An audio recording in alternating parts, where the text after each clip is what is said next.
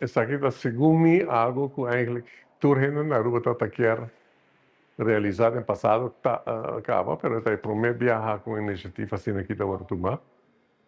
Tem nome que está indo around chama Sembra Esperança. Já é algo sumamente bonito, sumamente importante.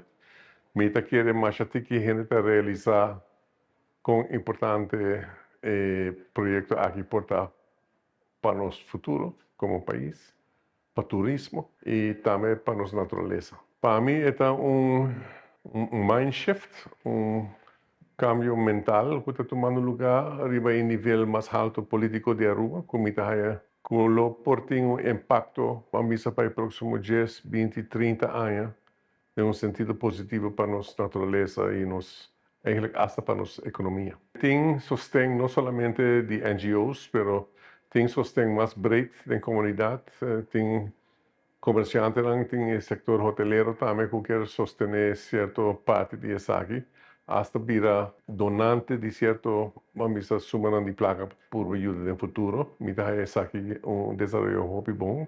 Não está problema, não está virando parte da solução, então esse é vending hobby bonito. A parte mais importante é a educação. Para mim, a parte mais importante para nós é essa aqui vai dentro da escola.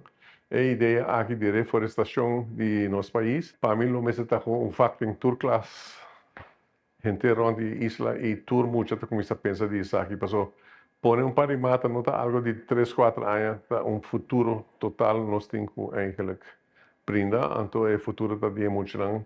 Projeto assim na bonita maneira, aqui lo mesmo está eigenlijk gewoon de tour school onde Aruba, essa é a nossa opinião. Mas é número para nós ter target, focus. Mira querendo caminhar nós trabalhar assim, é 90 tá bom, ou 120 mil tá bom. Nós não sabemos preciso, mas é target hobby fijo e target hobby ambicioso. E mita querer ser algo hobby sano. E nós temos que integrar também, nós sabemos que Paraná, então Paraná com Mataná também tem certo balanço que nós temos que medir aqui. É parte do choco e nos priquici também, mas agora mega nome dessa aqui. E mita querer tem espaço para ser seguro que sim. Nos, Peipo Pueblo.